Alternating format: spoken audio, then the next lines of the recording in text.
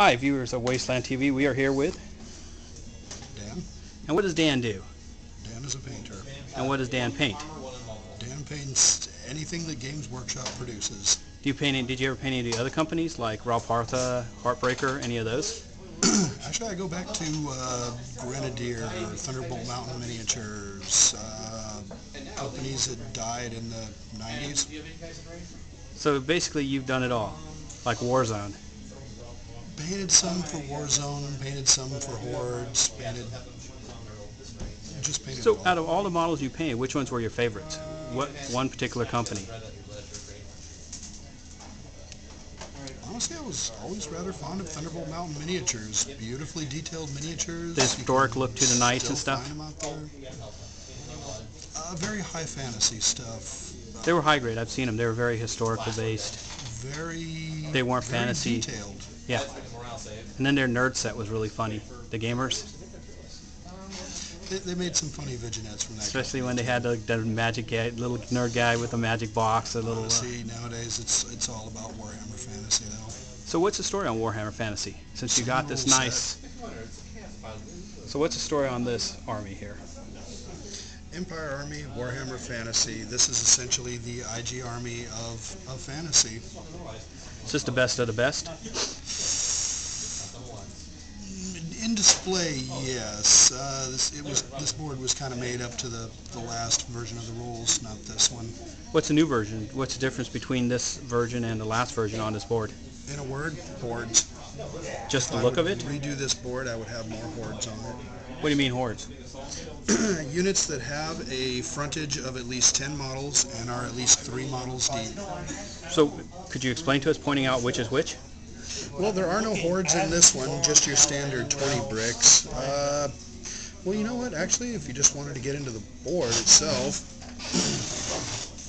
completely magnetized board. The back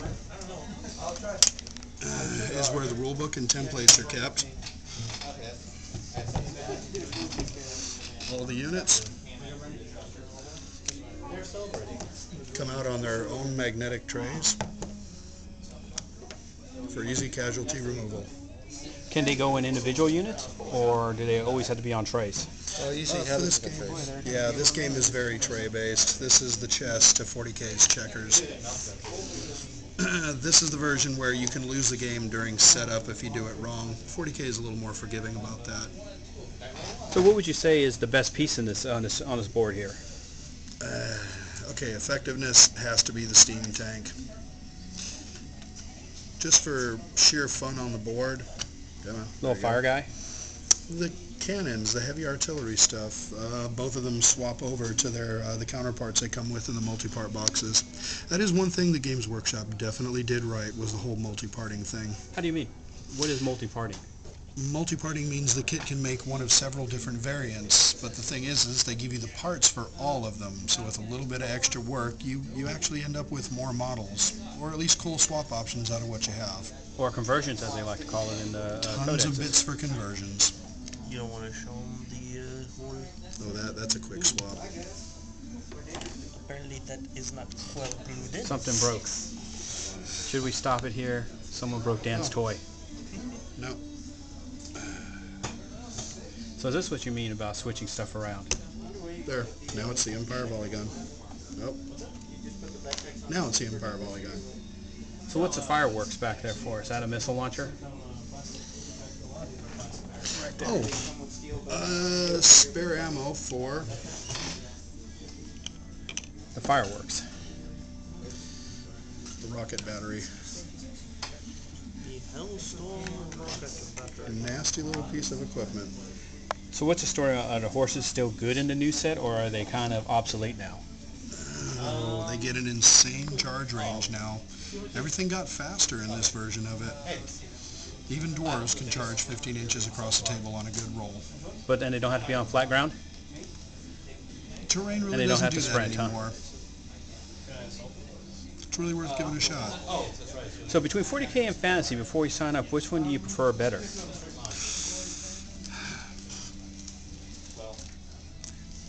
Me personally, fantasy, but it really depends on how long you've been playing. 40K is a lot more forgiving, and it's an easier game to learn in the beginning.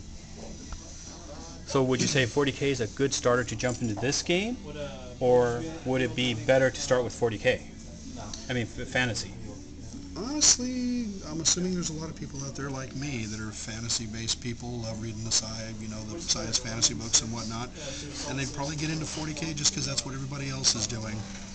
I'd recommend to those people they find other people that play more time. It's a smaller investment version of this. You can The get into old that game with Fantasy like 20 Necromunda. Fantasy Necromunda, yeah. If you pick the right box, you can get into it for, what, 20, 35 bucks max, and you're up and running, man. There's a band right there. You like it? Add another box or two, you're playing fantasy. Oh, okay. Thank you. No problem, man.